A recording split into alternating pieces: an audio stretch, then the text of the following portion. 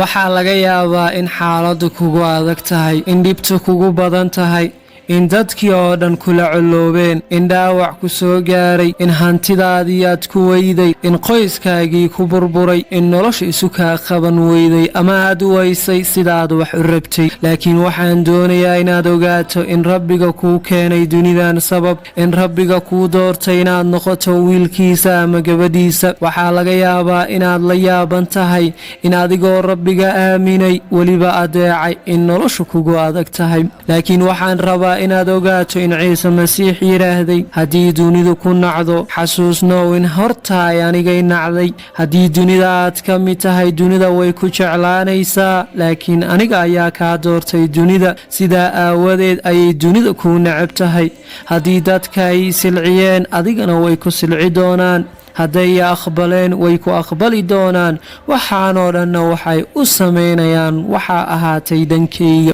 laakiin waxaad ogaataa in rabbiga uu ku isticmaali doono, kaa dhigan doono adeegihiisa, uuna kugu farxi doono. markii ciise masiix la weydiiyey ma waxaad tahay boqor, wuxuu ku jawaabay boqortooyadayda ma ahan dunidan. ciise masiix ayaa sida ku jawaabaya oo leh boqortooyadayda ma ahan dunida. rabbiga wax ma sameeyo ilaa inuu ujeed ka leeyahay mooye, wax kastoo dhacayana ujeed ayuu ka wataa. waxaa dhici doonta maalin rabbiga uu furi doono indhahaaga, aadna ku arki doontid quruxda kugu duugan gudaha iyo bannaanka, aadna dareemi doonto sababta uu ilaahay u ogolaaday in waxaasoo dhan ay kugu dhacaan. waxaan kugu dhiirigelinayaa inaad beddesho fikirka aad ka haysato naftaada, ood bilowdo in naftaada aad u aragto sida rabbiga uu kuu arko oo kaleeto.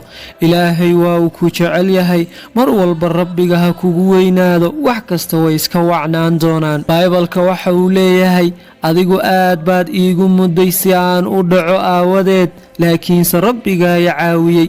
markastoo dareento inaad dhici rabto, inaad tabarbeeshay, inaad quusatay oo wax kasta ay xumaadeen, rabbiga waa midka keliya ee ku caawin kara. maxaa yeelay rabbiga adiga ayuu kula jiraa, weligiisna kaama tegi doono. walaalkaygiyow iyo walaashaydiyey, waxaan rabaa inaad ogaato haddii xaalad adag ku sugan tahay oo aad isleedahay wax haray ma lahan, oo keliya rabbiga la hadal oo u sheeg dhibtaadoo idil. waa xaqiiq inuu kaa dulqaadayo dhib kastay ku haysato. ogaawna ducada waa hubkeenna. waxaan isku dhiirigelinaynaa oo aan isku dardaarmaynaa inaynu adkeenno xiriirka aan la leenahay ilaahay, oo akhriska kitaabka iyo ducada aynu badinno.